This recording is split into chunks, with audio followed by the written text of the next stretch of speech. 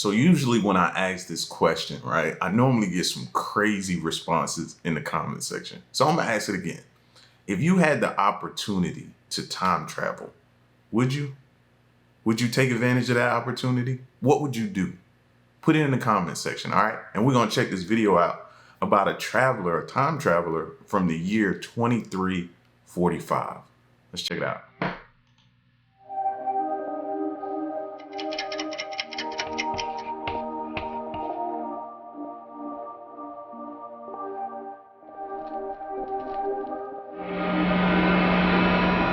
Is time traveling possible? The question of whether time travel is feasible has been around ever since the publication of H.G. Wells' novel, The Time Machine.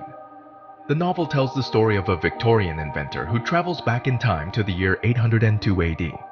Some people believe that time travel is possible in the future, while others dismiss such ideas as science fiction. The late Stephen Hawking entertained the hope that humans would develop time travel technology one day. Meanwhile, there are many who argue that time travel experiences have already occurred. I know I be feeling like that when I'm in my dreams, bro. I feel like that's always me time traveling. And when you pair that with people talking about a parallel universe and your dreams connected to it, it starts to get pretty interesting. In one instance, a man claimed to have visited the year 2345 and gave some ominous predictions about what lay ahead. Could one even travel back in time? Who is this mysterious timeline slider that jumps in time? What happens to time-traveling paradoxes? Let's explore the tale of the time-traveling man and his dire prophecies of what is coming for us all. As a kid, Bielek stood out as peculiar. He entered the world in 1927 and he was incredibly smart. His amazing memory and comprehension earned him the moniker Walking Encyclopedia, since he could recall information verbatim from what he had recently read. At 9 months old, he claims to have overheard a conversation and fully comprehended what was being said. Before watching the 1984 film The Philadelphia Experiment, Al led a very typical existence. He missed the movie when it first came out. The year 1988 was the year he finally caught the film. During World War II, the film's protagonists, a band of sailors, were on the deck of the USS Eldridge and believed they had found a way for the US Navy to conceal its vessels. In the film, the ship's crew mysteriously vanished and was transported through time. Al felt a peculiar sense of recognition after watching the film. He experimented with various New Age treatments after feeling like he was repressing something, and several previously forgotten memories resurfaced. After recalling his past life, Al learned that his real name was Edward Cameron and that he was born in 1916. The folks he called parents were actually legal guardians the state had appointed for him. Duncan, his biological brother, had been hidden from him ever since he buried his past. He claims that as his memories returned, he learned he had participated in the infamous Philadelphia experiment. According to him, the project began in 1931, and he and his brother joined up to work on it during World War II. He claims that he and his brother witnessed the 1943 experiments firsthand. According to Al, a team of experts was attempting to conceal American vessels from Nazi U-boats. 3 of them. Now, how do you convince somebody or tell them this isn't true to them? Because I know as soon as you tell people that, listen, I'm really this person from back then, this is who I was, I participated in this war, different things like that. And how do you tell people that? How do you deal with that? Because in your heart of hearts, it's true. And can't nobody tell you otherwise. Like, I would want to sit down with a person and just listen. Try to connect the dots, you know what I mean? But that's got to be different. Them were named John, Hutchinson, von Neumann, and Tesla.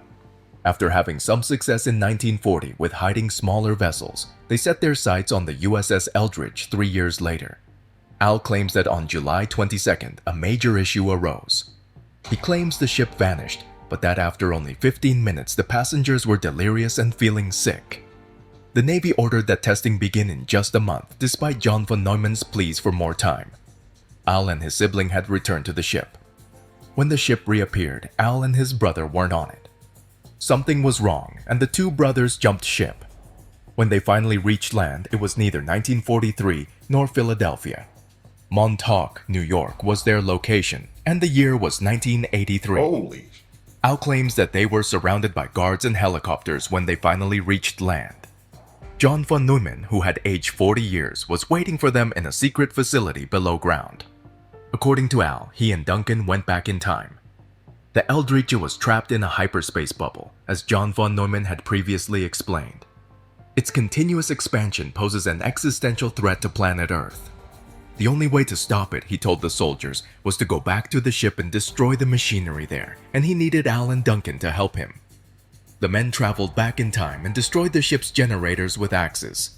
Time began to mend the rips in it and return to normal. The Eldritch took a trip back in time to 1943. Al blacked out after he destroyed the generator. When he woke up, he and his brother were in the hospital. It wasn't 1943 or 1983. According to him, the year was 2137. While traveling through time, Al says that he and Duncan suffered from radiation burns and were being treated. For 6 weeks, they lived and worked in the hospital of the future. No bandages or antibiotic creams were being applied by the medics. Patients were instead treated with... I know he's saying he's thinking it's radiation burns and different things that he's dealing with, but also I'm of the belief, right? So I thought about this whole time travel thing and experience. I'm of the belief that if you go back in time and you change or alter something, that affects the future, correct? So maybe what you did back then affected your outcome and what happened to you throughout the years and now where you're at in the future. With cutting-edge light and vibration energy. All that was shown on TV were old stations, maps, and historical documentaries. He claims that comedies and soap operas did not exist at the time. He found out about the shifts in American geography via watching TV. He claims that the United States lost substantial territory between the years 2000 and 2025. Florida was no more, and in its place was the city of Atlanta. According to Al, the United States ceased to exist as a sovereign nation, and the world was ruled by a military dictatorship. There were just 3... Florida was no more. Now, as a kid, I used to always play around and say, like, Florida, we're just going to cut that off. It's eventually going to be gone. So to hear him say, in that time, Florida is no more, kind of freaks me out a little bit because I've always said that about Florida, man.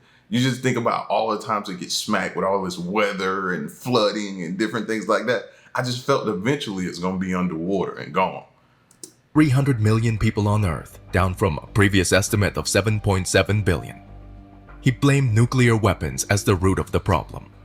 Al claims that after being healed, he attempted to return to his own time but instead found himself in the year 2749. By this point in time, the world has been ravaged by nuclear war, but humanity has rebuilt into a utopia. According to Al, the problems of money and employment had been eliminated since humanity had figured out how to make anti-gravity machines, and because robots had replaced humans in the workforce. There was peace because there was no need to wage war. Al was suddenly transported back to 1983, but his brother experienced unwanted side effects. His death came at a young age. Al requested that his parents conceive a second child so that he could inherit Duncan's memories and ideas. Then, they sent Al back using Duncan's telepathic powers. After his memories were wiped, he was returned to 1927 under an assumed name. What's the deal? Is this fiction or real? Many conspiracy theorists believe Al, but others don't. He insists that he did travel in time. If his tales are genuine, we won't know for sure for another 2 years. According to Al, by 2025, Florida was gone. We'll know in a little over 2 years whether or not he was correct. That's going to be stuck in y'all's brain now because it's definitely going to be stuck in mine. 2025. Go ahead and mark that on your calendars and we just going to sit back, watch, and pay attention. If something happens, I don't know, man. We all need to link up somewhere and sort this thing out and figure it out. And I'll let y'all know the location where we all go meet up at. Correct. Meanwhile, we should ponder this important question. Can we actually travel through time? The short answer is yes, and you're doing it now, speeding through time at the incredible rate of 1 second each second. Time passes at the same rate whether you're watching paint dry or wishing you had more time to catch up with a faraway friend. However, the time travel depicted in popular science fiction shows like Doctor Who, Star Trek, and Back to the Future in which the main characters board a wacky vehicle and speed off into the past or spin into the future, is not the same as the kind depicted here. Time travel stories interact with the concept of parallel universes or alternate timelines when the protagonist must deal with the consequences of altering the past or present based on information from the future. Most fictional time travelers simply enter a time machine and vanish. Afterward, they magically resurface in the midst of a band of cowboys, knights, or even dinosaurs. These movies depict what amounts to time travel. While scientists don't consider time travel to be plausible in the real world, they also don't dismiss the idea out of hand. It's possible that jumping around in time is allowed by physics, but the subtleties are what matter.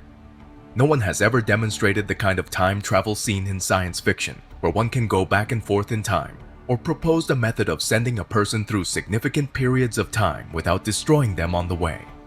Stephen Hawking wrote in Black Holes and Baby Universes that the best evidence we have that time travel is not possible, and never will be, is that we have not been invaded by hordes of tourists from the future. However, time travel manipulation is supported by science to a certain extent. For instance, Albert Einstein's special theory of relativity postulates that time is relative to the perspective of the observer. A person moving at close to the speed of light will age and become bored far more slowly than a person standing still. Because of this, astronaut Scott Kelly aged marginally slower during his year in space than his identical twin brother did while remaining on Earth. I remember. I remember hearing about that, and his body was totally different. Not astronomically different where you can't recognize him, but it was different when he came back, according to them. So yeah, I remember that. That sparked the whole conversation about, traveling at the speed of light. Because we've been trying to figure that whole thing out, how to do that, to be able to get from point A to point B when you get to space. So dealing with that, and how would that affect you and your body? The strangest physics associated with time travel can be found in ideas involving wormholes, black holes, and string theory.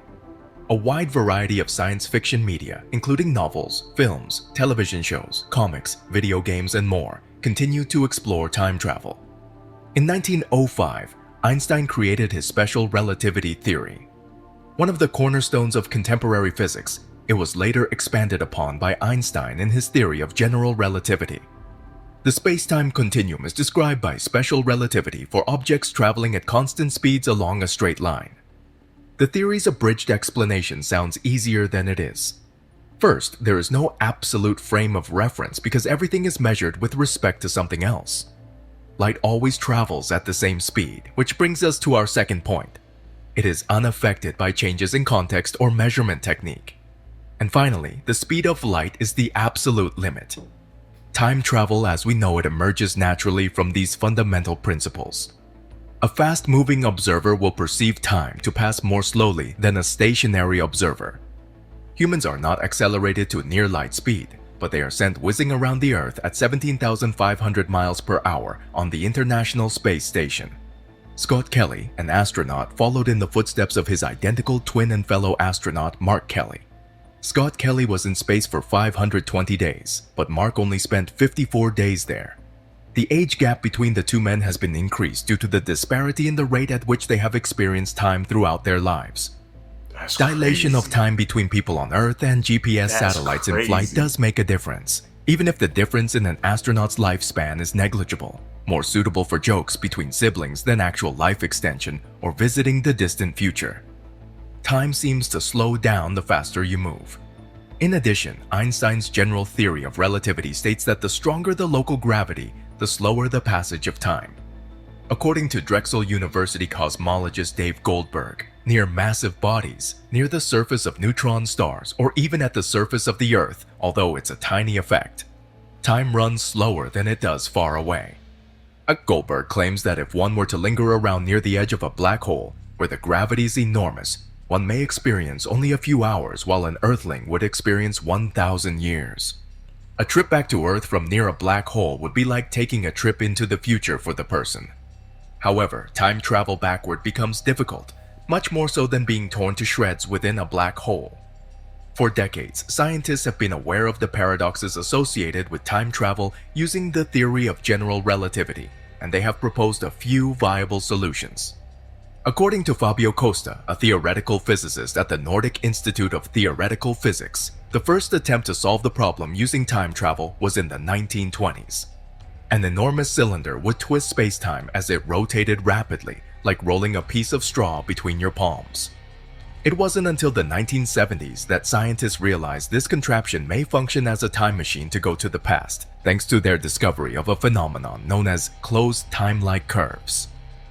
A closed time-like curve is a hypothetical observer's path who, from their own vantage point, is constantly moving forward in time but who, at some point, returns to the point in time and space where they began. This is feasible in a space-time loop when gravity has twisted space-time and caused it to fold back on itself. Despite this, the phenomenon inspired further investigation. The topic of time travel was given more serious attention by scientists beginning in the 1980s.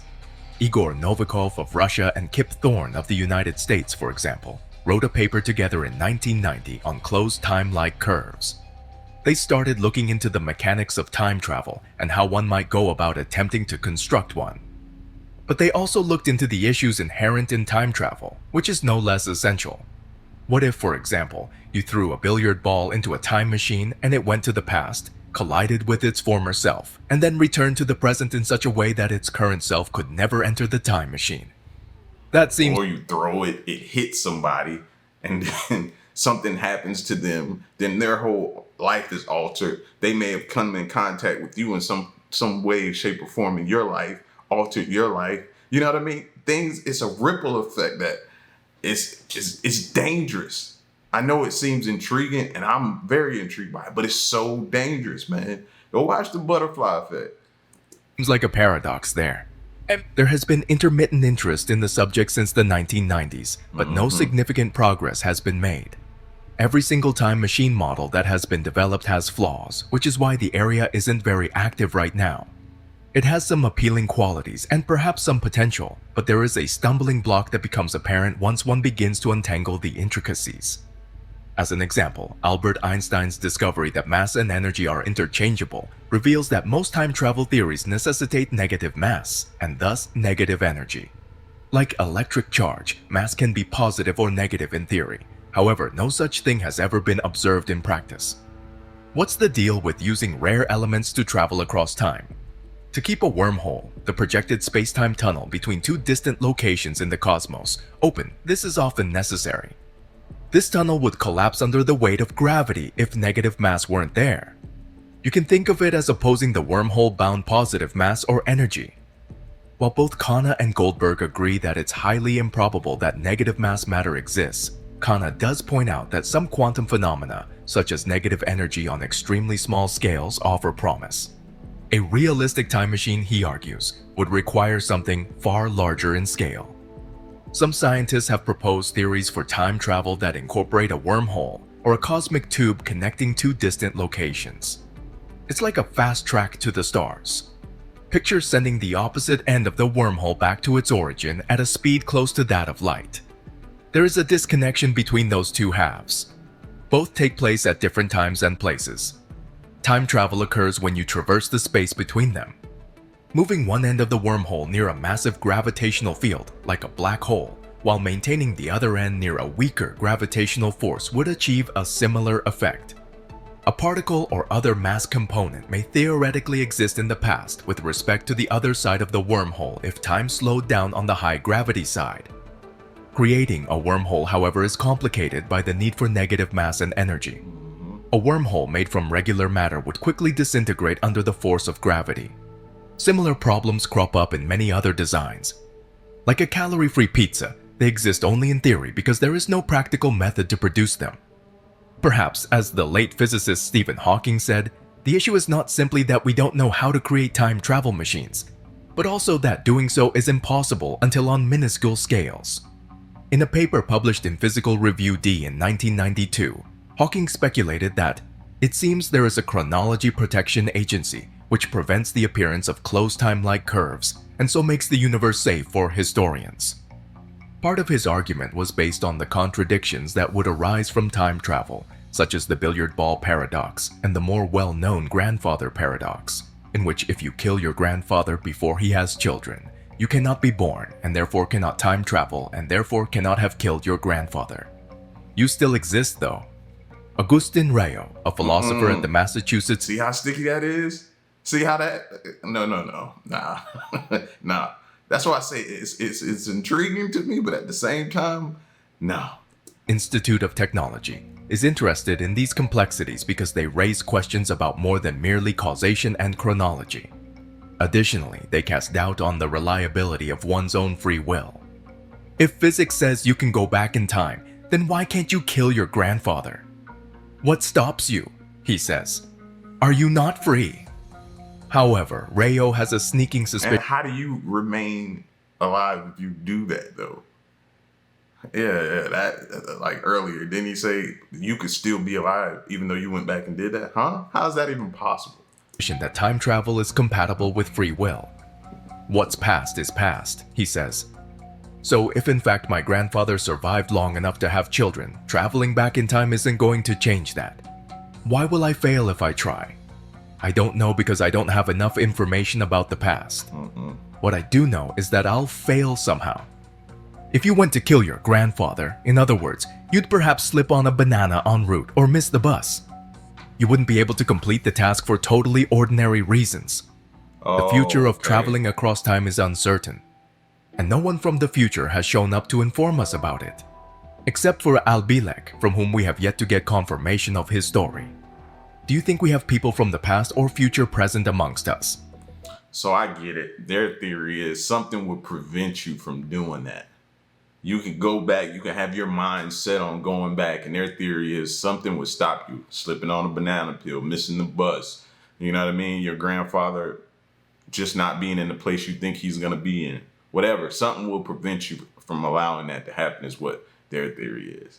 Either way, I wouldn't play around with it. It just so happened you do run into him and you do it, thinking you'll still be alive, and then you get back and you're not. And you can't even go back. Now you're stuck there. I don't know. It's all tricky. So I pose the question to you guys again, just like at the beginning. But now, after hearing this, maybe you've changed your mind a bit. Would you take advantage of time travel if you had the opportunity? Y'all get at me in the comment section. Let me know what you think. Stay around and stay tuned, man. Till next one, I'm gone.